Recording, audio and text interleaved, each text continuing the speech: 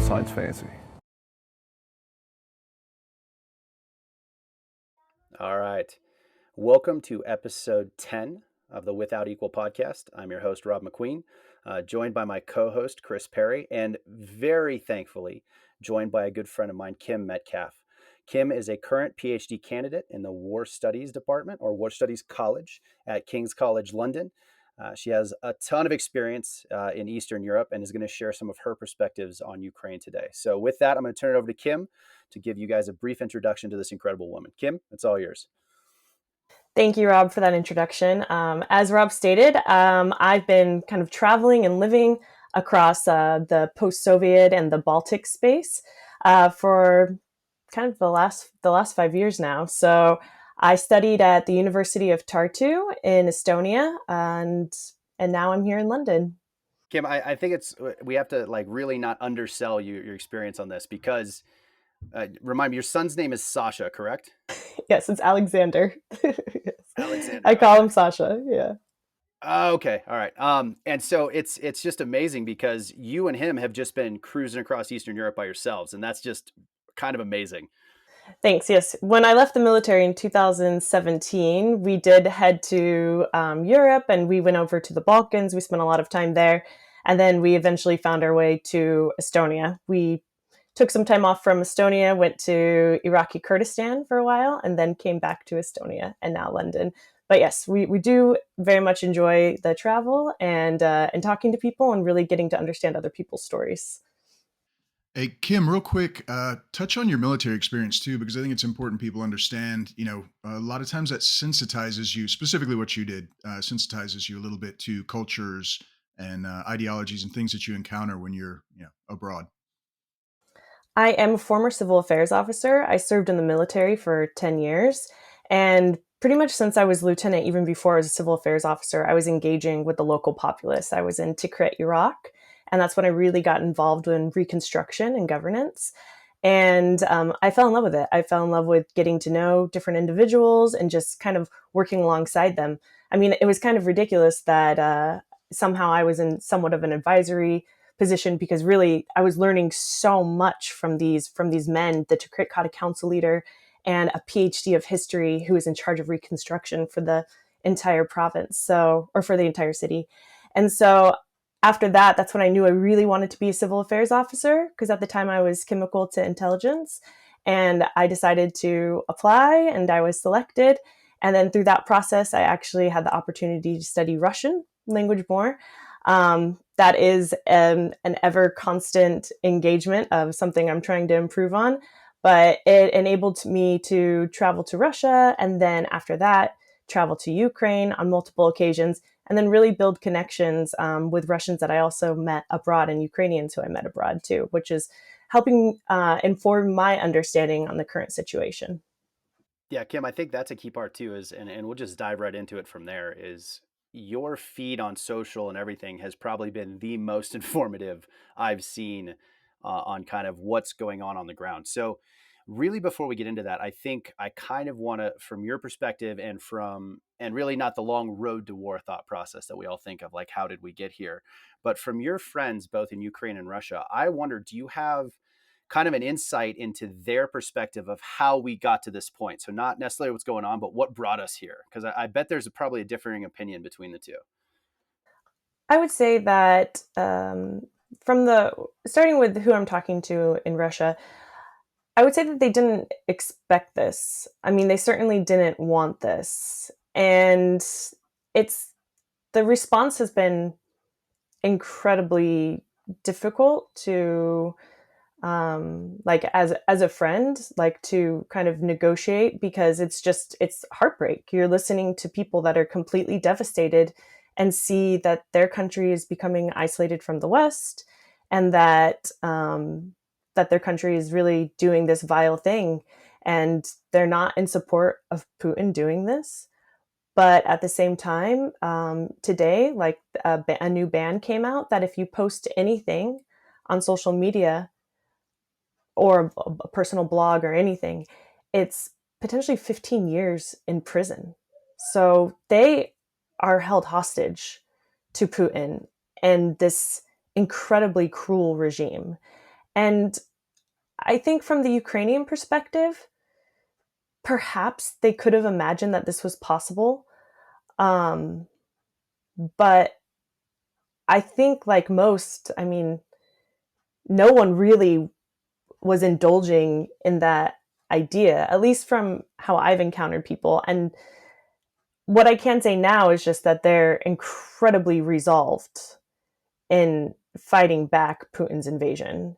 They are absolutely committed to the territorial defense of their country.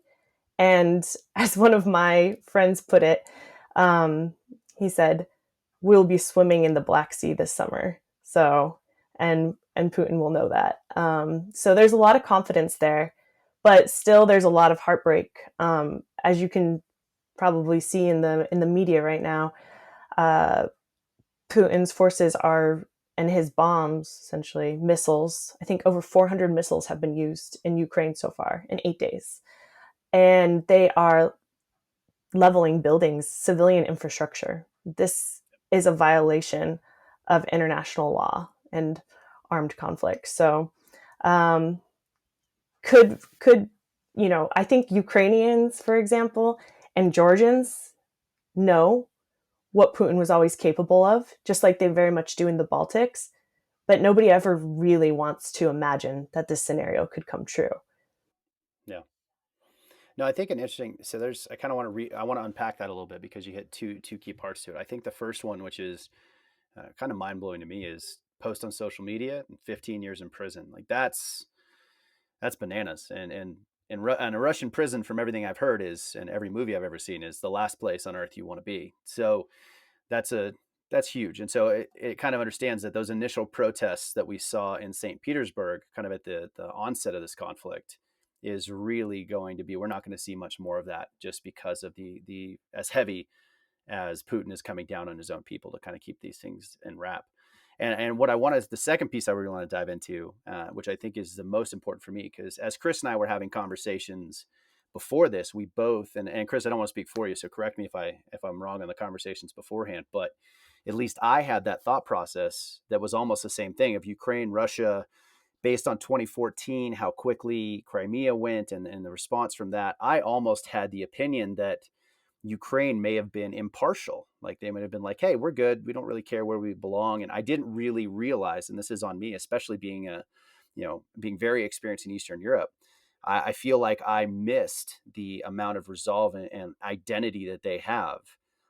And because I think not only myself, but I really feel like Putin misjudged the amount of resistance he's going to face, because I think he thought this would be over in about 3 days, and then he would have his own puppet government that could quell the pressure. But with the resistance that Ukraine is putting on, it's not that way at all. So Yeah, I think the Ukrainian national identity is a lot stronger than people realize. A lot of this stuff and a lot of things we'll talk about are perceptions, misconceptions, and perspectives. Because everybody, the Ukrainians, the Western world, Russia, everyone has their own, and a lot of times they are at opposing odds, especially to reality. But one of the things, Rob, specifically with what you initially said um, about the protests in Russia, I think it's important.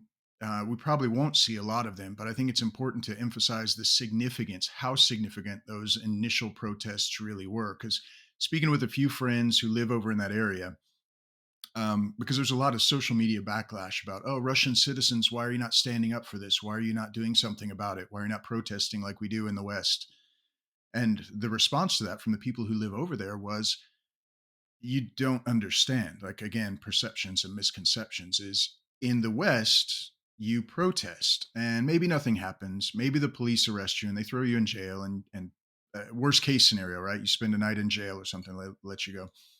Um, in Russia, like they kick the shit out of you in the process of, like, the police do not mess around with that.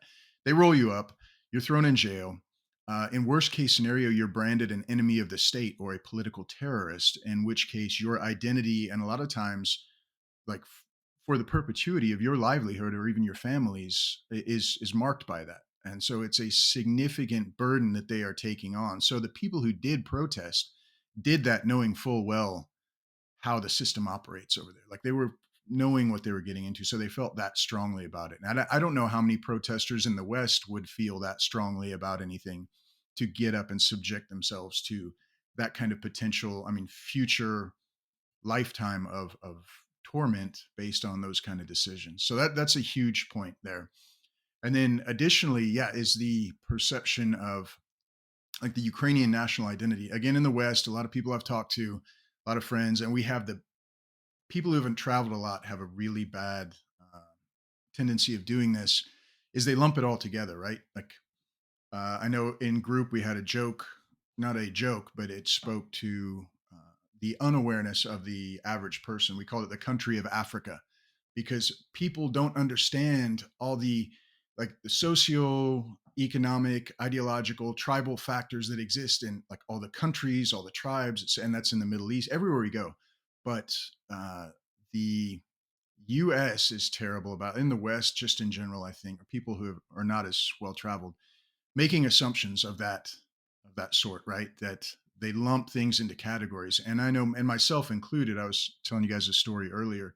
I learned the lesson back in high school, or I think it was actually college, when I met a girl who had a beautiful accent, which not knowing any better, I assumed was Russian. And I said something about her being Russian, and I got a very heated lecture about her being Ukrainian and what Ukraine, the difference between Ukraine and Russia. And again, to me, I was like, so you're Russian, right? And just over my head at the time. But as I've spent a lot of time around the world, learning different ethnicities, cultural sensitivity, et cetera, and traveling, you see the difference in that. And so I think a lot of people don't know how significant the Ukrainian national identity is and how fiercely people are willing to defend it. I don't even know that Putin necessarily understood, or the Russian forces invading knew how significant, because again, there is a lot of Russian ethnic Russians, was it Eastern Ukraine and some of the areas that were wanting, separatist movements and whatnot. There, some of them are in the 80%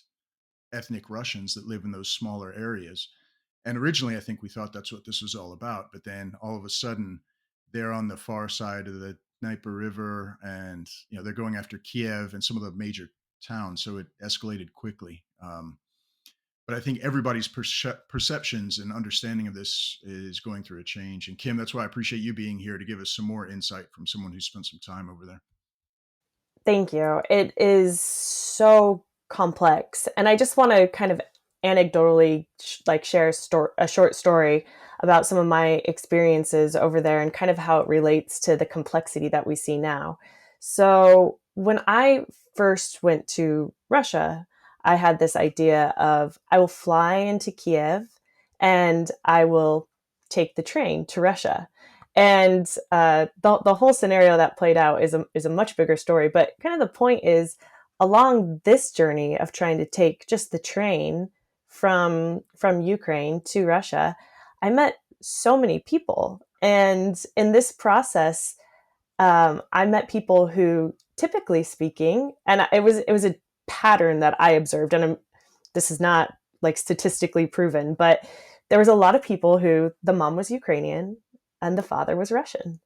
And it just shows you that they were very distinct and everybody acknowledged the distinction, but they were still like intermingling. They were mixed, right?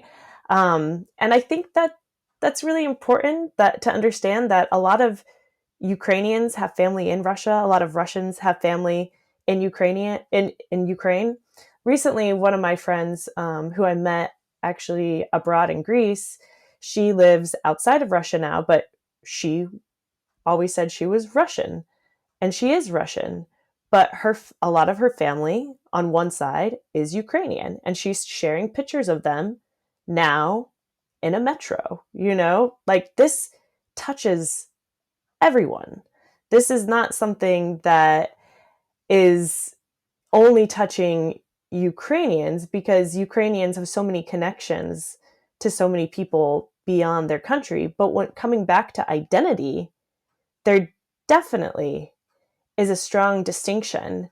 And they've experienced a lot as a country, as a state, and they have been previously persecuted in the past. there was a famine that Stalin inflicted upon them in the past. They did endure occupations, and but they somehow have this resolve to continue to fight for their ability to govern their own state and their own people.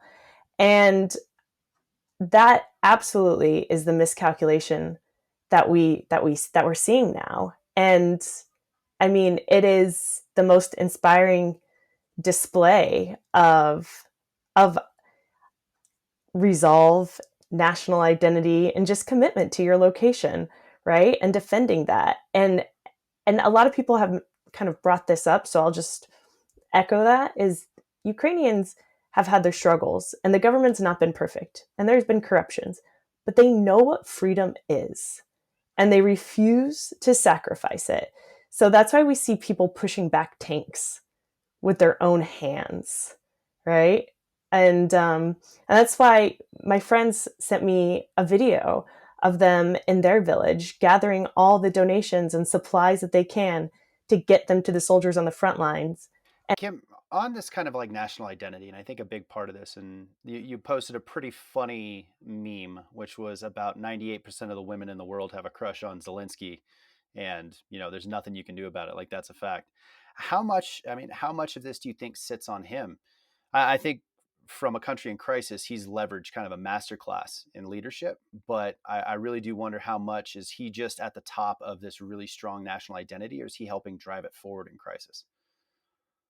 That's a great question that I think would take me a bit longer to give a great answer to. But in this moment, what I will say is that Zelensky is an incredibly charismatic individual, right? I mean, he is part of the Kvartal 95 comedy troupe for so long. He has this great show, Servant of the People, where he's a high school teacher and he becomes the president. And so then we have life really imitating art when he was elected in 2018, I believe.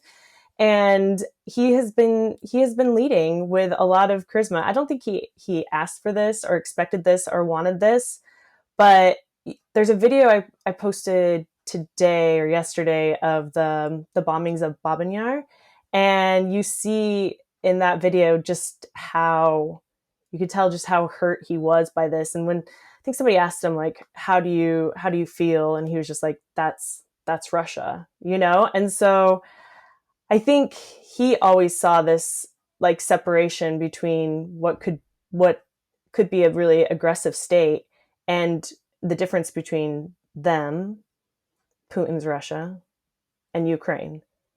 And I think one of the most important things to point out is that Zelensky is leading with incredible heroism. Like every day that we wake up, we do not know like what has become of Ukraine, like what could potentially have been bombed or where people are. People are checking on their family members and people are trying to leave the country and there's not been humanitarian corridors set up, but yet he's there and he had the opportunity to leave and he could have a government in exile. This is common, but he's staying and he is I definitely think he is driving the national identity forward, um, and keeping the morale high. I mean, he has to, but other people would potentially falter in this situation, but he is a hero. He's really inspiring it, right? I mean, that's the thing is that national identity, obviously, the national pride obviously exists, but again, under different leadership, people may be more willing to capitulate. If the people that you are seeing representing your nation or your leaders, your elected officials, are willing to capitulate, then people may change their opinion. But he's really inspiring that national identity, inspiring the will to resist, which I think is huge. And again, looking at Ukraine, unfortunately for them, they are a major piece on that global chessboard or great chessboard, as has been talked about in the past. I mean, they're kind of Russia's gateway to the rest of Europe. A lot of stuff from Russia comes through them. It's a critical piece. And I was thinking about this as you were talking, but as all this has been going on, as a kid that grew up in the kind of Cold War eras and Red Dawn and all that kind of stuff, and being raised on, the evil red menace, you have to figure for, and this is a perspective piece, is for Russia, people growing up over there, I'm sure it was similar for them looking at the West, right? As like the evil invaders or what, however the government wanted to spin it to make you feel that way about them. And so with Ukraine, unfortunately, I mean, the where it is located, you could almost toss a hand grenade to Moscow, right? I mean, I'm paraphrasing, obviously, but it's very close, threateningly close. So with Ukraine intending or showing signs of possibly going over to NATO, you can imagine the government, and this is again not a justification because everything they're doing is incredibly messed up. We've seen that, but you can see their perspective, right? Is this is a enemy, if you will, power possibly gaining influence that close to the motherland. So I think that's what's inspired their kind of ferocious attack. I mean, this is all at once. As soon as the gates were opened, it was full on, and I think that's what surprised everybody too. It wasn't just the one or two little areas on the eastern side of Ukraine. All of a sudden, it's in all of Ukraine that is being seized. And what you were saying earlier, I mean, we've watched bombs land in civilian high rises. Like not, of course, the state said they were targeting only military infrastructure, but they have targeted. I don't know that they've discriminated on any of their targeting. I don't know if they were doing it intentionally, but there have been a ton of bombs landing in civilian occupied areas. Huge casualties. And when you look at that, and the global response has been a lot of sanctions, et cetera. But I mean, it's mind blowing to think that that's going in on these incredibly populated areas right now. I mean, it's I don't know what can be done about it. Sorry, Kim, go ahead. Kim, go ahead. No, it's okay. I just want to add on to that. Uh, yes, the this is I think what is one of the most challenging pieces right now as people that are on the outside, is we are watching these bombs fall on civilian populated areas, and we know from Grozny and Putin's behavior there and his efforts to uphold Assad in Syria, we know that he does bomb indiscriminately and he will continue to bomb indiscriminately. And, obviously in the 90s, and the early 2000s, because also I should mention Gori in Georgia, we just didn't have the kind of the digital infrastructure, the social media world that we have now, and we're watching this now.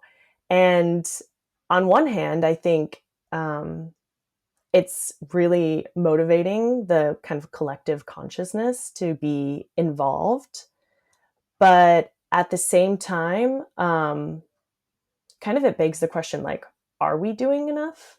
Because now it's definitely happening in front of us. So, really appreciate podcasts like this, as well as um, chat rooms like on Twitter and on Clubhouse that are engaging people and kind of critically thinking about where is this going and what can be done. But also, I think our solidarity really, really helps the Ukrainians right now. And I am deeply concerned about Russia's growing isolation from the West and how that's going to impact ordinary people and their sentiments towards the West, to be honest. But I will say, from the Ukrainian perspective, I know that our support means the world to them. And they reiterate that constantly, that they really, really do appreciate seeing the protests, seeing the social media posts, coming into the chat rooms. So I want to make sure that's clear. Like, if people are, scrolling social media or thinking about it, just go ahead and make that post. Go ahead and show solidarity. Yeah, it's man, this is such a complicated piece, and I honestly thought, I mean, we all kind of understood, right? Like Putin was going to do something after the Olympics. Like it was going to follow the same blueprint as 2014, like the way it was going to go. I expected more of kind of a hybrid warfare, Chris, like you were talking about, right? Like those specific areas that have kind of a high ethnic Russian population, more on the border, and then slowly chip away at it.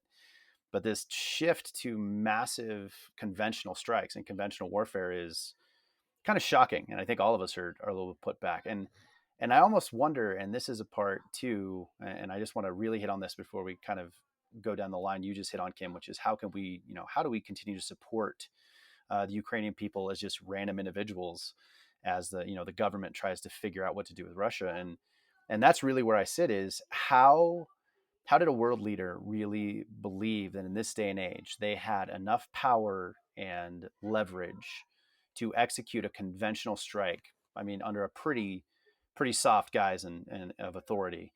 Like how are we at that point where that's where that comfort level exists in this world?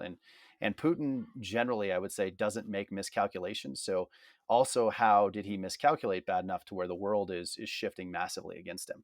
It's a big question that I don't think we can answer here, but I think one that really does need to be kind of broken down and looked at to prevent this from happening again. Um,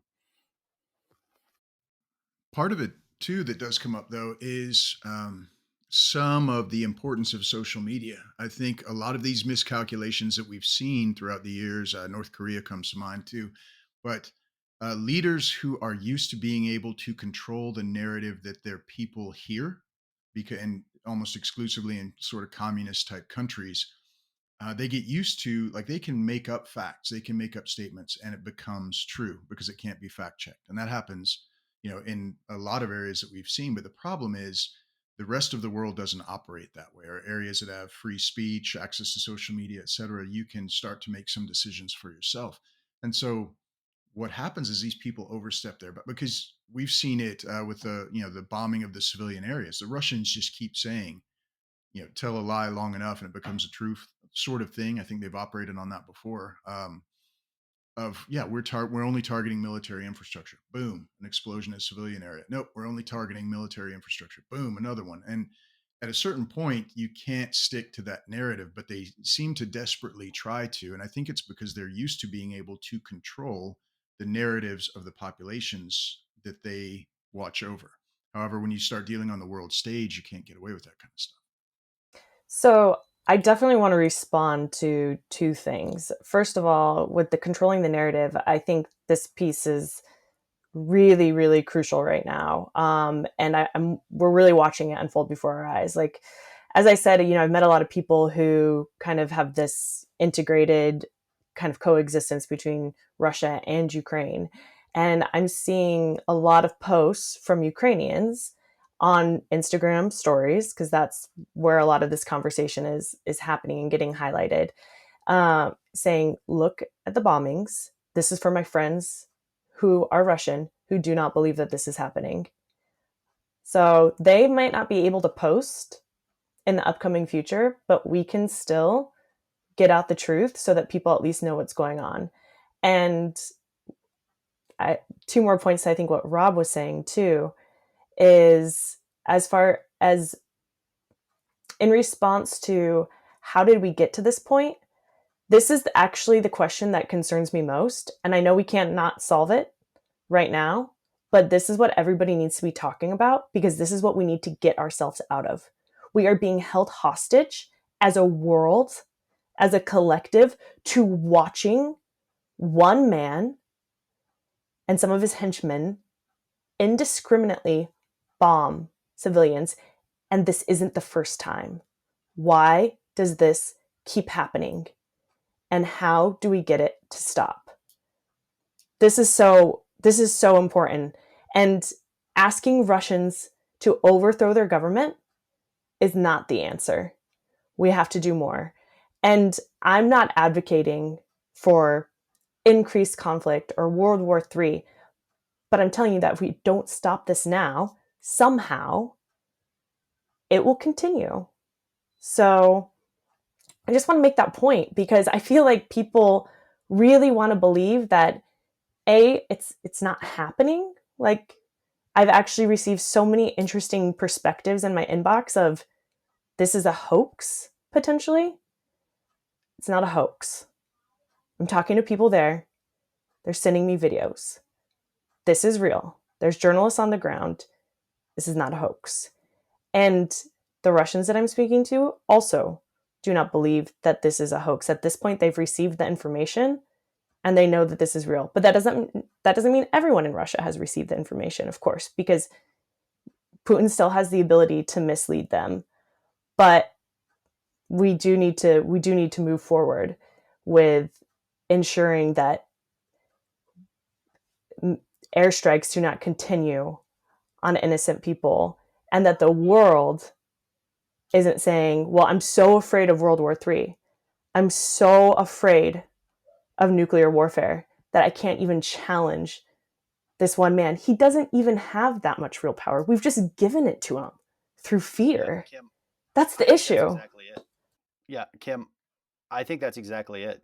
Yeah, we've given him that power, and to me, what's really important about the response in this, to jump in right on what you're saying, if we, the West, Eastern Europe, however you want to put it, if not Russia and the rest of the world does not get this right, there's one person watching this completely and utterly with all intensity determining the rest of the world's fate, and that is that's Xi Jinping in China, because he is watching to see how we respond to an outright act of warfare.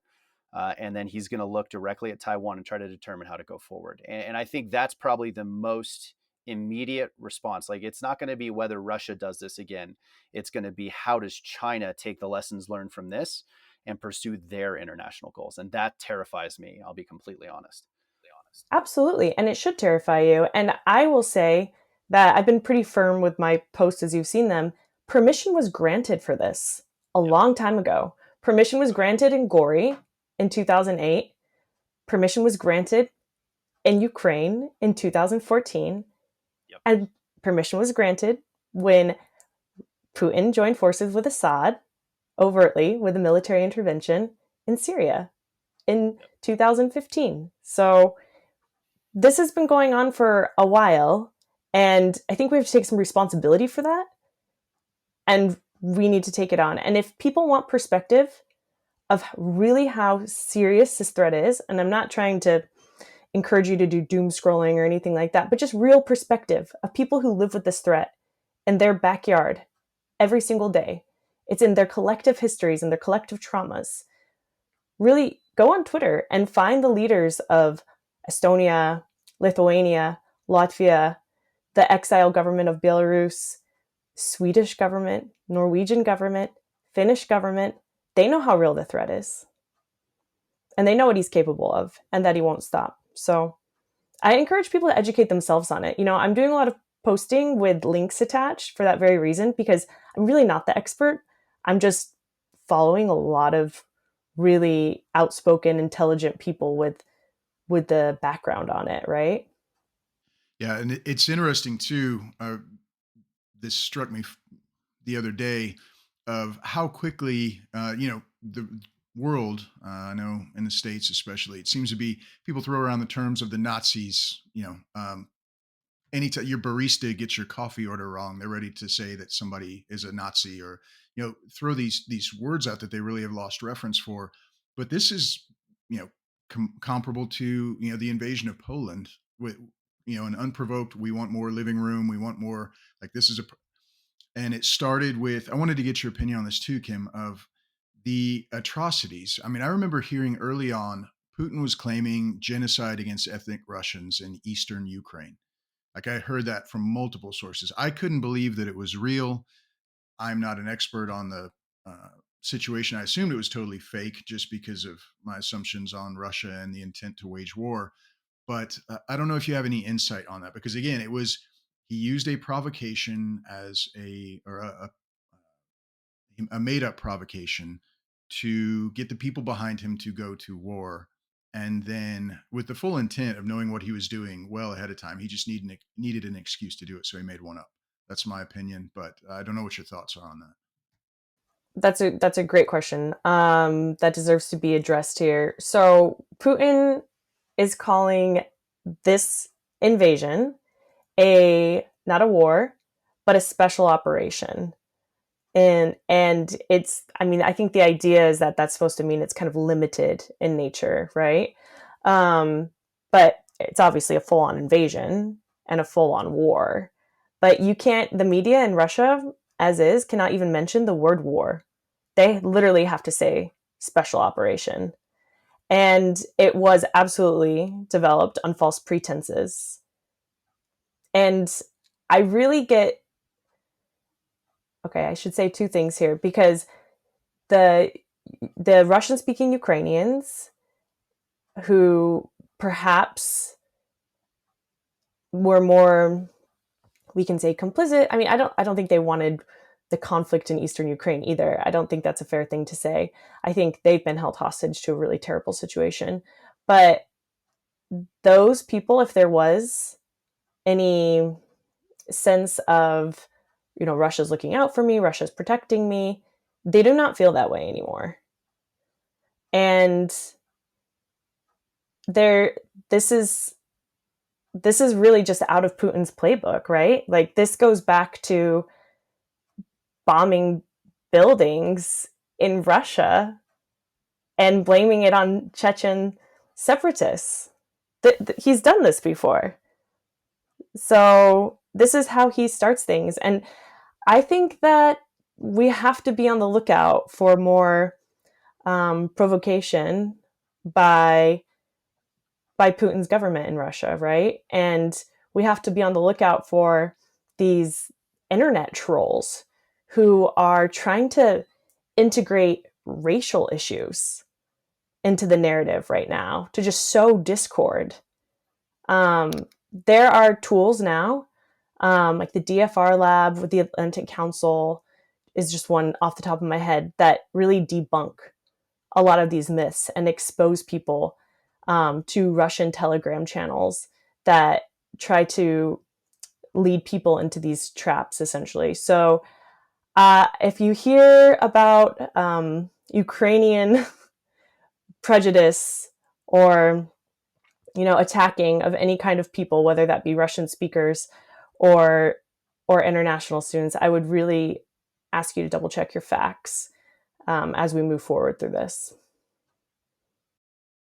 Well, that's the biggest part too, is being able to determine, right, the veracity of some of these narratives. I mean, that's what people use to control. And it's interesting because it brings up another point. I have a great friend who lives over in Kiev, well, Odessa, I believe, but he's been working in Donetsk, et cetera. He's a retired military guy, lived over there for I think 5 or 6 years. And talking to him in a month or two lead up to this, he was explaining to me. He said, and he's married to a Russian, and has a lot of exposure on the eastern side of Ukraine.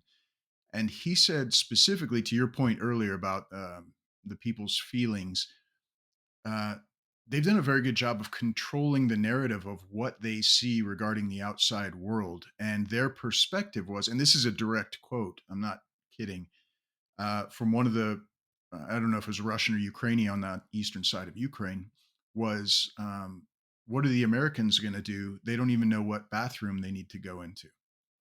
And so it's a lot of this social media stuff that's been posted. Like a lot of that stuff gets funneled over and they use it to paint a narrative that they want to of the West. I think a lot of people don't understand the implications of some of the social media, like goofing around or whatever. The stuff that is put out there has been literally used as an information operation to discredit us in certain areas of the world. Literally, they said, well, and this is again coming from the collective group of Eastern Ukraine Russians that he was talking to. He said, the West does not stand a chance against Russia.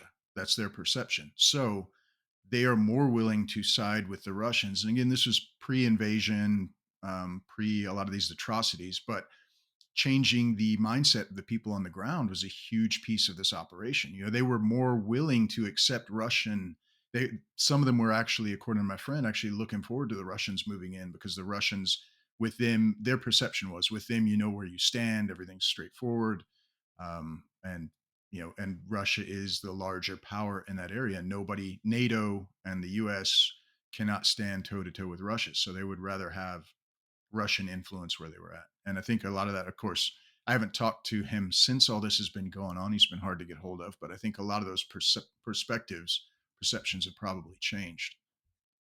I've heard that they have changed, because I think when you're from Eastern Ukraine and you believe maybe for some time that Putin and Russia do have your interest at heart, and then you see um, the bombs falling on your buildings and your schools, I think that starts to create complexity in your mind, and you understand that perhaps you've indulged in somewhat of a myth. I think once you realize you've been led astray and maybe the narrative you've built your world on isn't true, and that starts to crumble, I mean, that's a hard thing to deal with, especially when you're confronted with the hard truths that we're seeing in Ukraine right now. Like you can't look away from that, and there are images coming out of there that are horrible. I read a really interesting Twitter thread on that today.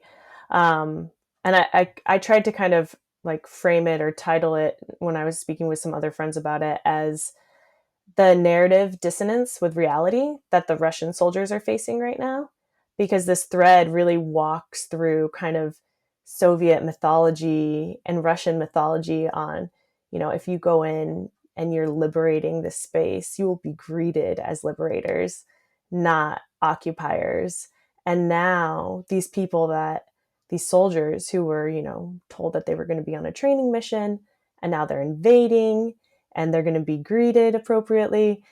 And now they're, being completely resisted and facing this defiance from the Ukrainians that their entire reality and understanding of their state is unfolding before their eyes, the narrative of the state.